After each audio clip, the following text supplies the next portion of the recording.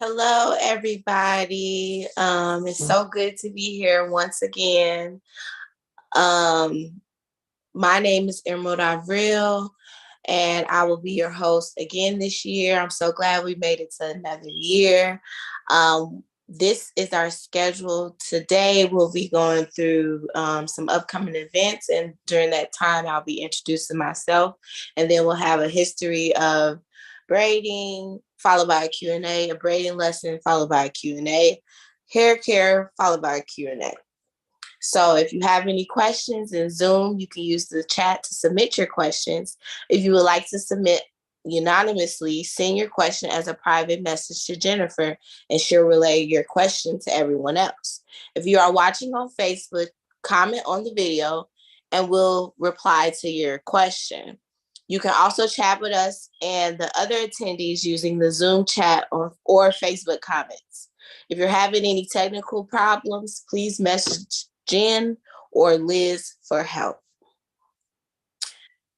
Carbondale United mission statement is to provide an avenue of healing and community safely through awareness, education, and activism.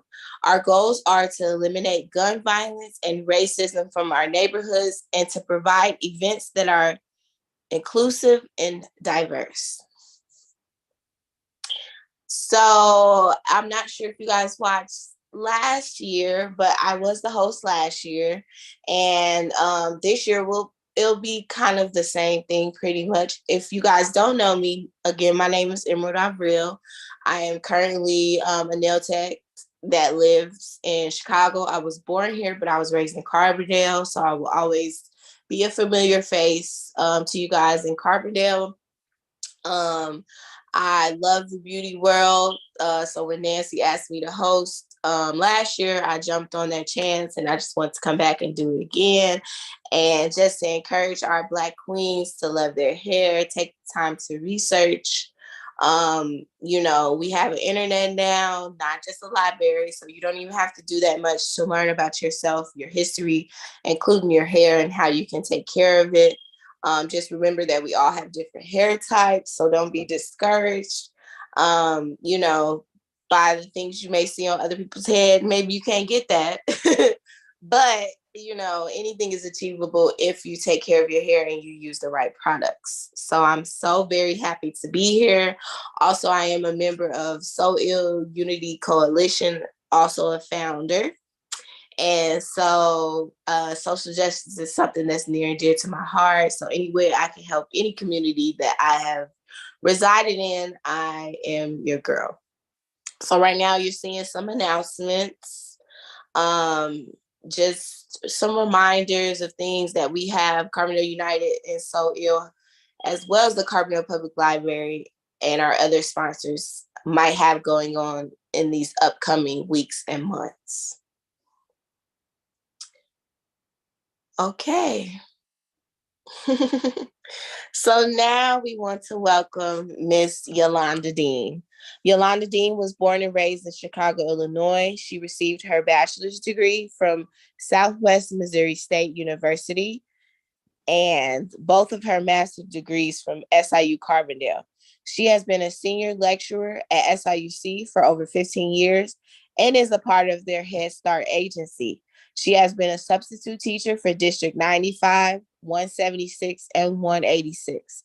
Her contributions to the community include working with the Addis Community Service Program, being a 4-H leader, a big sister, and partnering with the NAACP to provide children programs such as trips to Springfield to attend a state conference.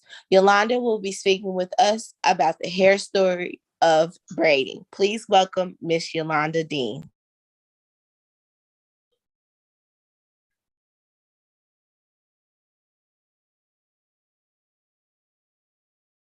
Yolanda? Yes. I will be talking to you about the hair story in celebrating Black History Month. In the beginning, the hairstyle, aptly named as cornrows, can be historically traced as far back as the early 19th century to Ethiopia, where many warriors and kings such as Tuodaros II and Johannes IV were depicted wearing cornrows, also including the Emperor of Ethiopia in 1872 to 89, as shown here in the picture.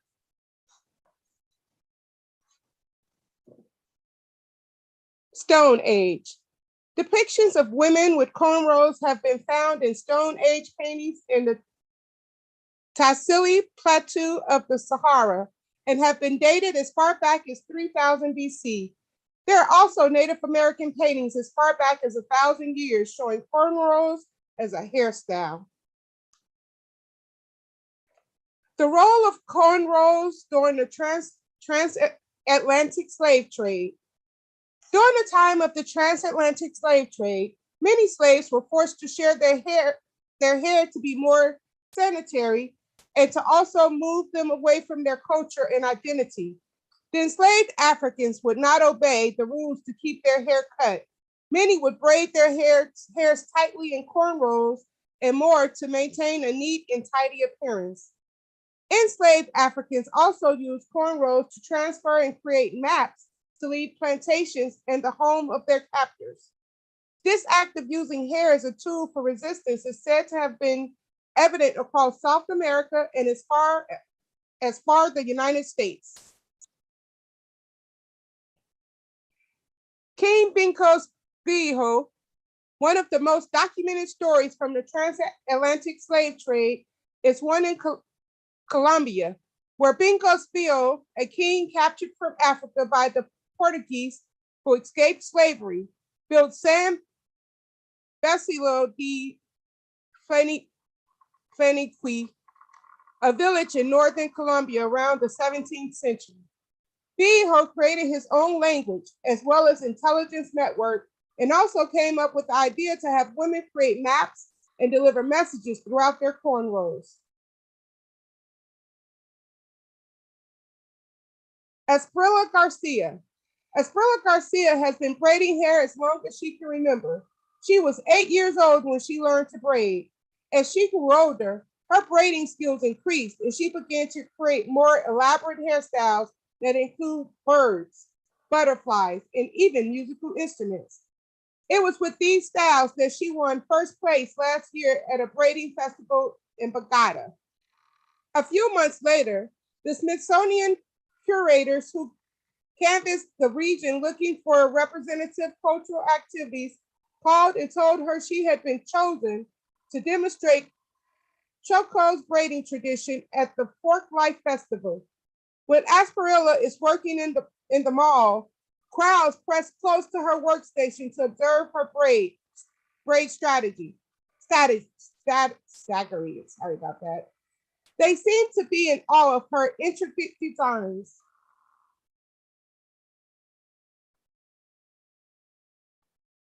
ASPRILLA Garcia's history lesson. ASPRILLA Garcia states that the braiding tradition is many hundreds of years old in Colombia and older still in Africa. The first slaves arrived in Colombia around the beginning of the 16th century. Most were brought by the Spaniards who colonized the area. They settled near the coastal areas where most of the sugar plantations were operated, says Denise Yanovich, cultural attached at the Embassy of Colombia. There were groups of slaves escaped and found refuge in areas that were geographically remote. In these areas, once thought to be uninhabitable, groups of runaway slaves thrived and built communities. The population of these areas, including Choco, where ASPRILLA Garcia is from, have been mainly Black for hundreds of years. The parties. In Colombia at the time of slavery, hair braiding was used to relay messages. ASPRILLA Garcia provided an example of this occurrence. Garcia states that one would give the signal indicating that they wanted to escape. Then the women would braid a hairstyle called the parties in the pending escapee's head. The parties can be described as thick, tight braids that were braided closely to the scalp. The braids are then tied into a bun on the top of the person's head. Curved braids. Another style that was utilized in braid maps was the curved braids. This braid style consists of tightly braided hair to the scalp one's head. The curved braids would represent the roads they would use to escape. According to ASPRILLA Garcia, in the braids, they also kept gold and hid seeds, which in the long run helped them survive after they escaped.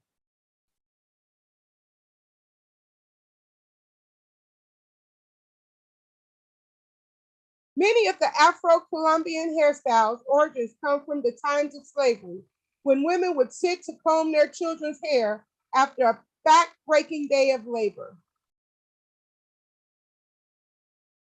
Cornrow versus French braid. There's not a lot of difference between French braid and cornrows, but cornrows are overhand and the braid is raised above, whereas French braids tend to be underhand and the braid lays underneath. Cornrows. Cornrows have long been a fact of African beauty and life. In many African socialites, braid patterns and hairstyles indicate a person's community, age, marital status, wealth, power, social position, and religion. In the Caribbean, the style may be referred to as cane rolls to represent slaves planting sugarcane and not corn. The style consists of braiding the hair very close to the scalp in an underhand upward motion in order to create a single line of raised row, creating the cornrow. Cornrows. Cornrows have become a crowd favorite for women of every culture in the last 10 years, whereas it is used to be worn by children, especially young African and American girls. The style has become widely popular across women of all ages, but many do not know the deep and rich history of the hairstyles that have saved the lives of many. Moreover, they do not know of this role in the freedom struggles which have led to the liberties we now enjoy. This is how this event was birthed into a reality. We wanted to share this history with you all. Make sure you pass it on. Modern day GPS. We no longer have to use braids to find our way home or other places. That is due to Gladys West. It was her work which started at a U.S. Navy base in Virginia back in the 1950s and 60s, and it became the foundation for the GPS system we know today. Little did she know that work would play a pivotal role in creating a popular form of technology that is now incorporated into cell phones, cars, and social media.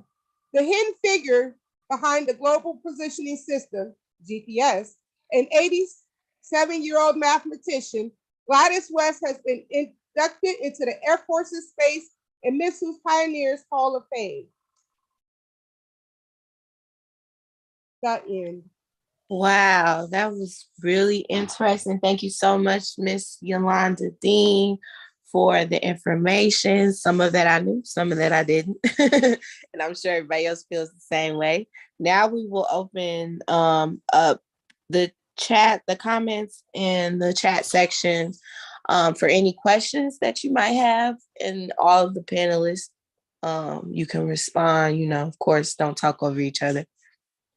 Do we have any questions?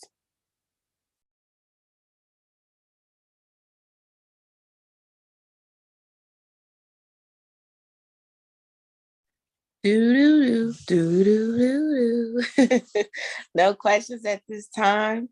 Okay, well, we will move on to the next part of our program, which is the braiding lesson. Now, I do want to warn you guys that Brittany is not able to be here live this year, but she did come back again this year to give us some more lessons. So let's go ahead and play her video and see what she has to say.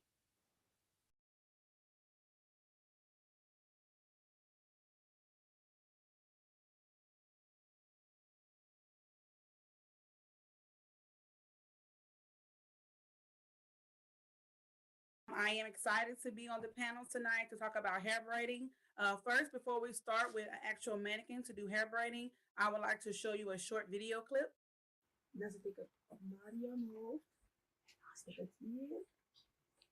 Maar je hoeft niet veel te hebben. Als je dat een beetje hebt, blijft het erin. Zo had zij het gedaan. En had ze dat, waar had ze dat gedaan? Edith, op het slavenschip of in Paramaribo of in Afrika? In Afrika. Oké. Ja, want ze hebben het vandaag Ja. genomen. En dan had ze haar gevlochten. Het zit al erin. En dan gaat ze dan vlechten. Zo. Zie je? Ja. Is dit? Zo was het gebeurd. En dat is het inderdaad. Zo gedaan. Ja. Nu is het dicht. Zoals had die mevrouw toen de tijd gedaan. En daar had ze toch rijstbransel in die haren. Okay, thank you.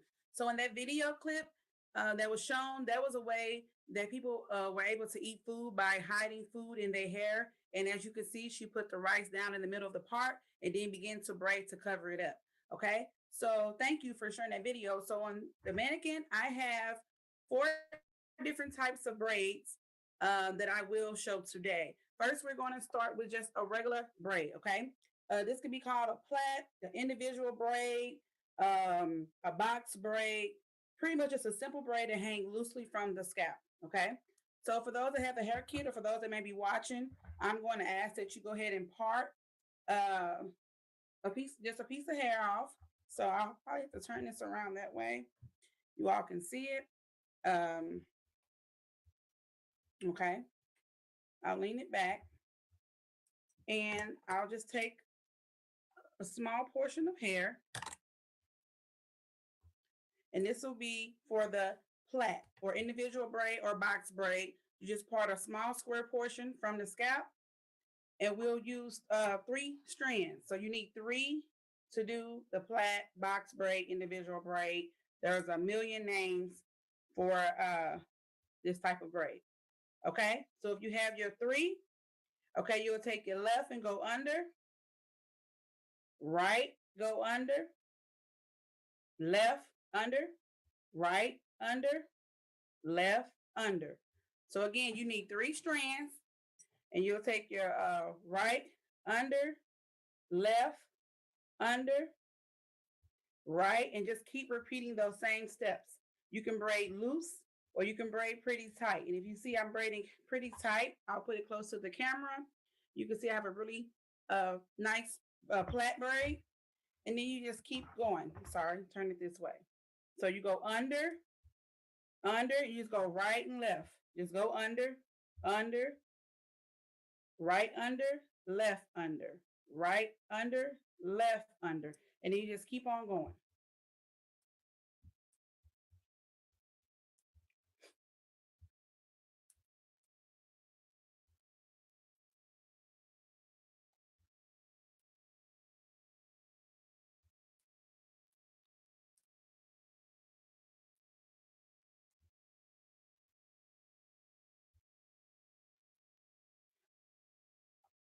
Okay, and that's it. You have a plait. This hangs loosely from the scalp. You have to have 3 strands, 3 hair strands. You just go under to the right and then under to the left, and you just keep going until you get a full plait. Individual braid, box braid. There are several names to describe this type of braid, okay? This is a plait. Next, we will show a twist braid. These are very popular, especially in the natural hair world. Those who have natural hair, they tend to part it off about this size or much smaller, and they just do twisties all over the head. So you can see these 2 look very different. This is just a regular plait individual braid, and this will be considered a twist. Okay, so now doing the same thing, just get a portion of hair, little square, and we're just going to twist. With the twist, you will need 2 strands, okay? Just comb it out. You need 2 strands.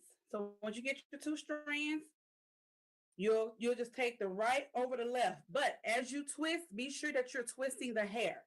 So I have my 2 strands and I'm going to go right over left. But as I'm going right over left, I'm twisting the hair, kind of like rolling it. So roll, twist, roll, and then twist. It's kind of like you're rubbing it between your fingers. Roll the hair and then twist it. Right over left, and some people do twist left over right. It just depends on your preference.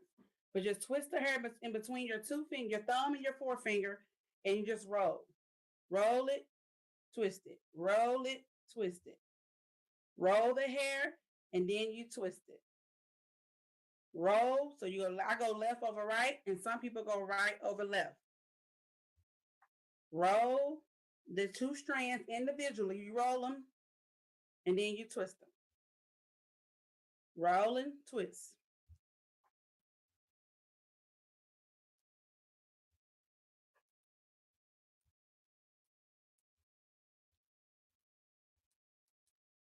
Okay.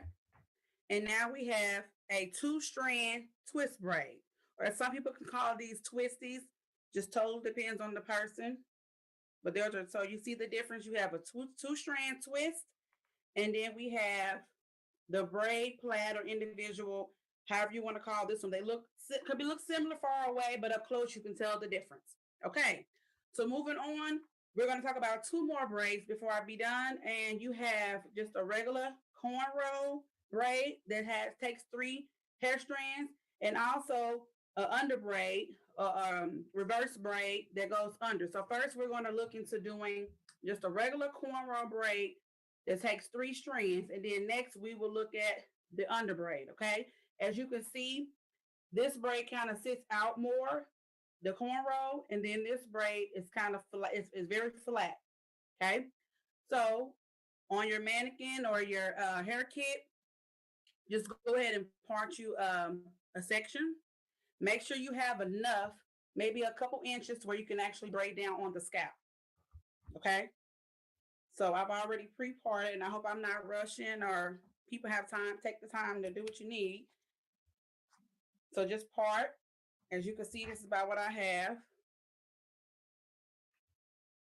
Okay, not much, a couple inches or so. And I hope everyone can see this with the way I have the mannequin. Okay, and you'll just comb it out. And like I said, you'll need 3 strands as well. And we're doing a cornrow, known as a braid as well. Okay, and this is the one that will look like it sticks out on top. Okay, so you'll just take 1 on the right, 1 in the middle, 1 on the left. Okay, you take your left, go over to the right and grab that hair. The hair that you have on top of your forefinger, you take it and you go under and grab the left strand. Okay, then you go back under there, you grab the hair on the right. You just change inside. And then you go back under, grab the hair on the left. The hair that's over your right hand forefinger, you take that, go under, grab the hair on the right. Okay, then you'll take the hair you have on the right, you just go grab the left. The middle stays the middle. You just go on taking it from right to left. Okay, and like I said, I'm sorry if it appears that I'm rushing. I just want to kind of show you all the best way I can virtually. But you definitely need 3 strands.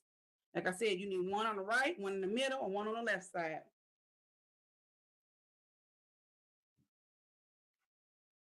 Okay, and there you have a braid. And then when you finish your braid, wherever it will stop at, you just take it and you just kind of the same way you would do the plait that we did at first. And you just braid it down. And there you have a cornrow.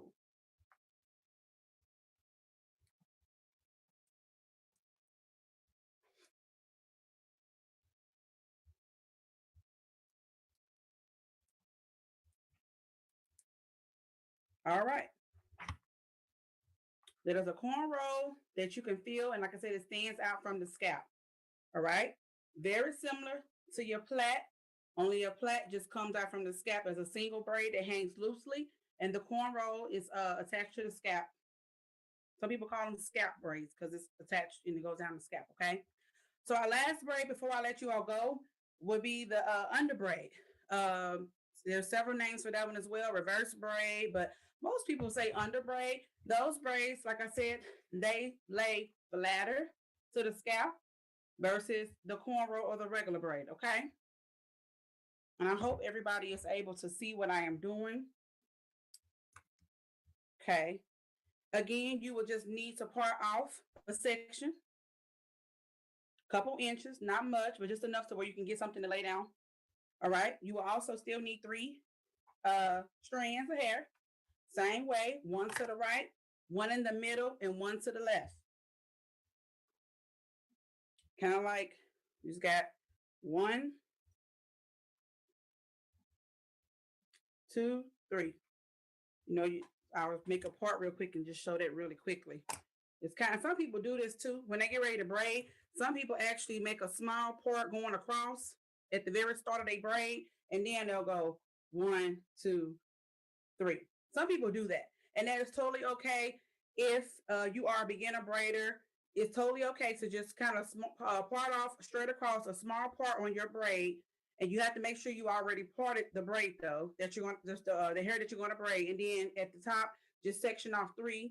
That is totally okay. Okay, so we're doing the under braid. Under braid, it's the same technique as the cornrow, only you're going over. So you got your 3. Okay. So you take the right, you'll go over to the left. So instead of going under, we're going over. Okay, you grab your hair in the middle. The hair you got over there, you take it and you grab your right. Okay, the hair in the middle, you take it, grab your left. Okay, the hair you got that's loose hanging by itself, you take it, you grab your right. Okay. The hair that you have in the middle that's left, you take it, grab your left. Same technique, you just going over instead of under.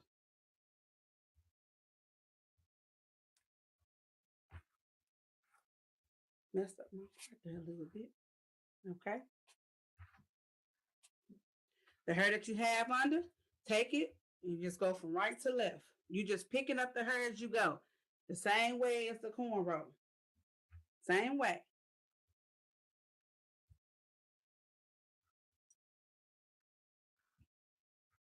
Some people find this easier. Some people find this to be harder. In my honest opinion, I prefer to do a cornrow.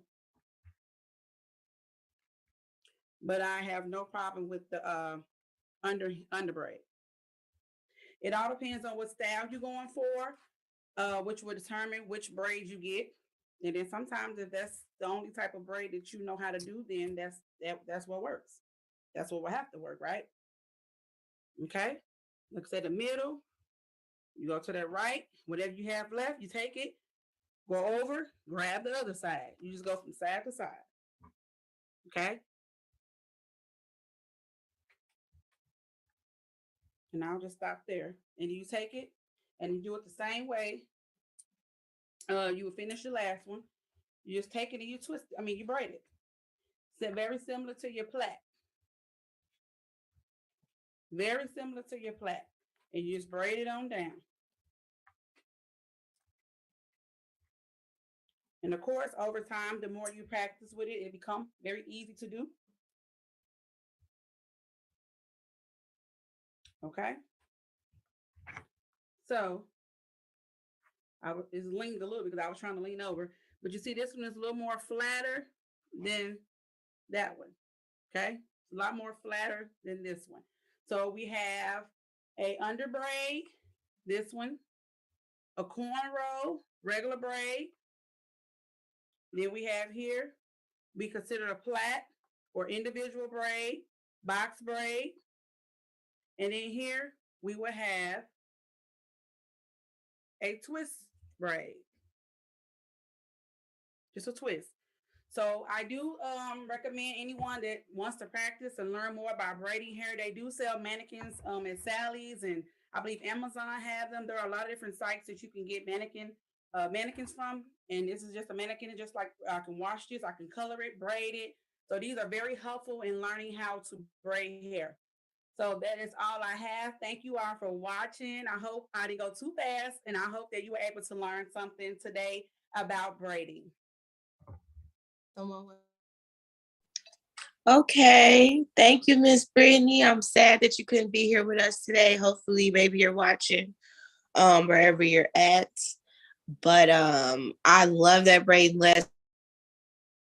A lot of good stuff was in there.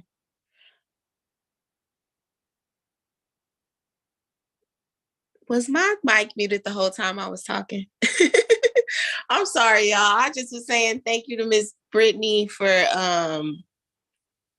that braid lesson. I loved it. It was very informational. I just wish you could have been here. Hopefully you're watching wherever you are.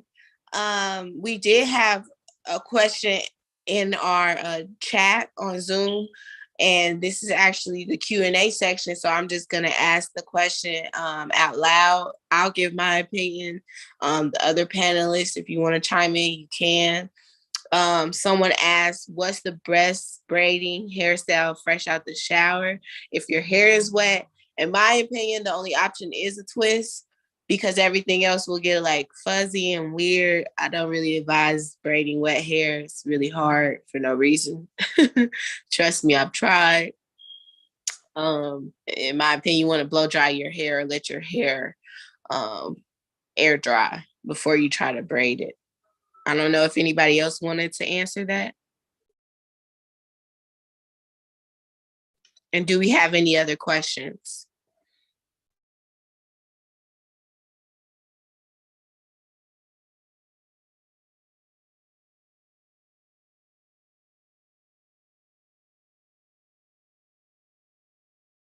We did want to reiterate, if you guys were lost on how to finish the braid, that you can use rubber bands at the end, or what I do is I just use gel and just roll my fingers kind of like this a little bit. Or you can use your palms, kind of do like this type of motion. And that's a good way to finish the braid. We had another question. It said, what products do you use for twist as opposed to products we use for wash and go? There's really no difference, but I'm not an expert. Patrice might know, but I'm not an expert on that. The thing about products are that everybody's hair is different. So you got to kind of find what works for you. There's tons of gels that are popular, but it may not work. Like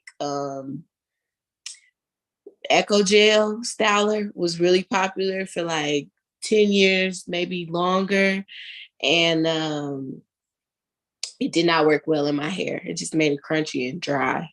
And then I found out later on that it had alcohol in it, and my hair does not like alcohol-based products. So that I can't really answer that question for sure, because like I said, everybody's hair is different. We have another question. What product is best to use before braiding? My suggestion, it may not be a direct answer, but wash your hair, dry it, wash your hair, condition it. I like to leave a little bit of conditioner in my hair, or use leave-in conditioner, because it makes my hair softer. Some type of gel so that your braids are neat. I like, what's it called? Jam. Like everybody used when you were a little kid. the orange kind. That's what I like to use if I'm braiding hair, because it's good with my hair type. How long after you wash your hair should you wait to braid your hair? I kind of answered this earlier, but like I said, in my opinion, I don't like braiding hair wet. So either blow dry your hair or air dry it. Some people might like to, braid wet. Because washing your hair is not like a chemical process like braiding, like perms or anything like that. You can actually braid your hair right away after you wash it. I just would suggest that your hair would be dry. Patrice, did you want to give your opinion on any of those questions?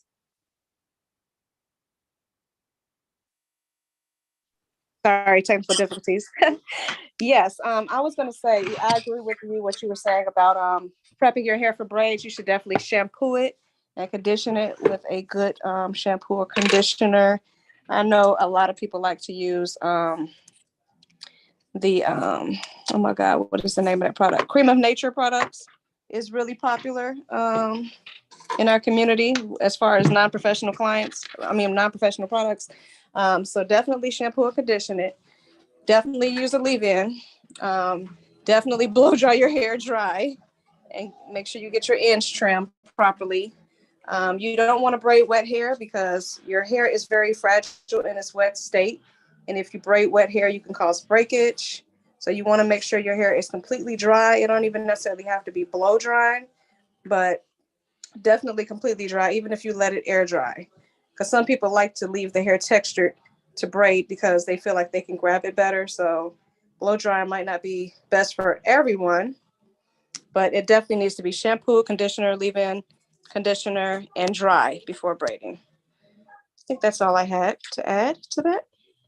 Okay, yeah, see, and that's why I said different products are different for other people, because I would never use Cream of Nature because it's one of those things that is alcohol based. But like, I would suggest, if you need moisture, it sounds crazy because everybody's like Aussie. It's typically not for Black people, but they have a really good deep conditioner that is like, it's like a 3-minute deep conditioner, but it locks moisture in your hair really well. I would suggest using rice water. It's good for any hair type. Just, you have to use it according to how your hair is. So do some more research. I'm not going to get into like, the different ways that you can use it because it's a long and deep subject. But if you research rice water and hair porosity, it can help you a lot. It can help grow your hair. It can help you with scalp problems, anything. So it's a lot of products out there. You just kind of have to try, and it's time consuming and it costs a lot of money. But what better way to invest your money than to invest it in yourself, right, ladies? So now we will have a hair care lesson by Patrice, who actually kind of started her lesson already. But if you want to take it over and go ahead.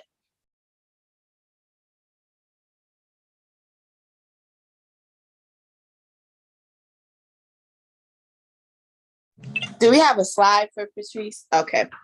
Patrice Manny is the lead medical legal advocate from Rape Crisis Services at the Survivor Empowerment Center, formerly known as the Women's Center. She is also the owner-operator at Sky Nail Bar and a master nail technician at Jeline Salon and Spa. She studied human services at Purdue University Global, and Patrice will be speaking with us about natural hair care. Please welcome Patrice. Hello, everyone. It's a pleasure to be on this Zoom with you guys and to assist you guys with this wonderful hair story training. First, we're going to go ahead and take a look at a video on natural hair, aka mixed hair, biracial hair. But really, in my opinion, there's no such thing as Black hair, white hair, or biracial hair, because hair is just different textures. But go ahead and watch the video. I hope you guys enjoy, and get back to you after the video.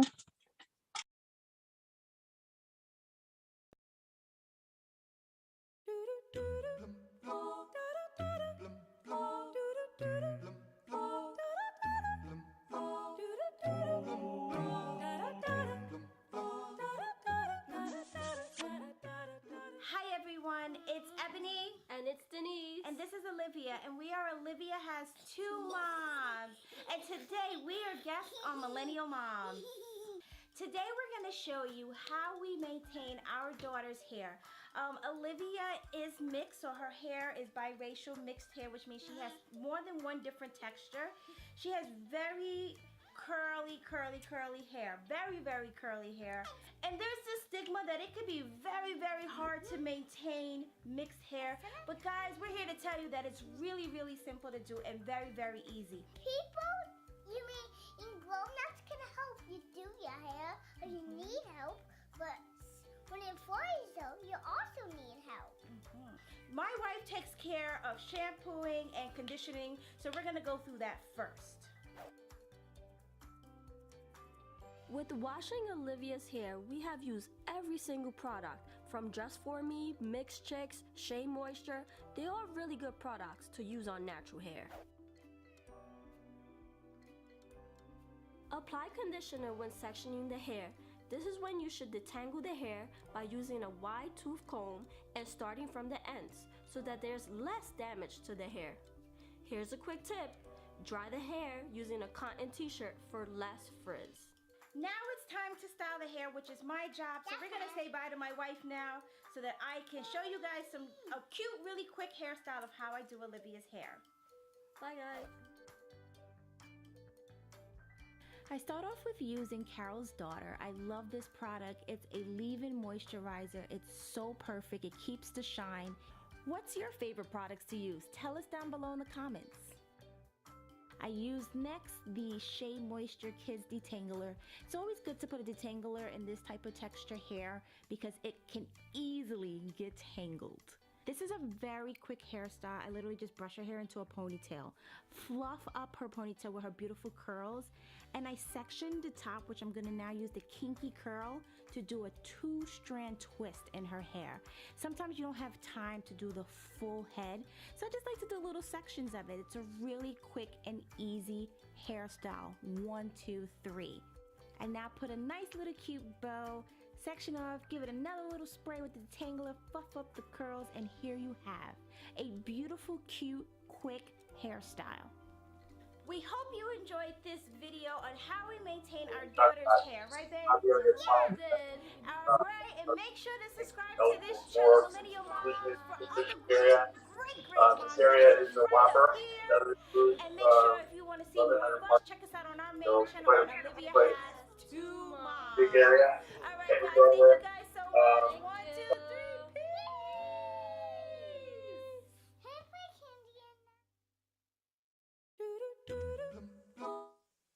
Alrighty, I hope you guys enjoyed that video. As far as she was saying about drying your hair off with a t-shirt, no, don't listen to that, but you can use a towel like everyone else. Trying to think what else she touched on. Oh yeah, when styling natural hair, it's very important to use sectioning as your friend. By sectioning, I mean like section the hair in like 4 quads.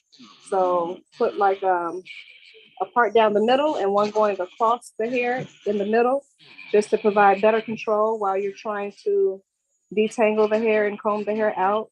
You definitely want to comb the hair out from the ends to the roots to get all the tangles out, because it can hurt if their hair is very tangled. If you do encounter a lot of tangled hair, then you can use leave-in conditioner or detangler spray to try to comb through the hair and make it a little bit better. It's definitely easier to comb through natural hair while it's wet. So section it while it's wet. Then you can proceed with your blow drying and styling. If you want to do a wet style, such as she did in the video, you can. She basically did the 2-strand twist in the front and a ponytail in the back. However, although that style was very cute, it'll probably only last for like a day. When you have natural hair like that, you're probably getting feedback, Liz, because of me drilling. I'm doing nails at the moment, so I'm sorry. But as far as, what was I saying? Liz just threw me off a little bit. Okay, yeah, as far as the natural hair, you could definitely do the twist, but the smaller ponytails will definitely last longer. So if you want something that's going to last longer, I wouldn't recommend doing 1 ponytail. I would recommend at least doing like 2 or 3. Let me look at these questions, see what you guys have.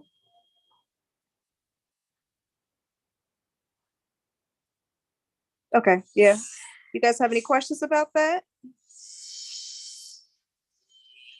Okay, and I also wanted to give you guys a little background on the history of hair, just so you guys know, since it is Black History Month.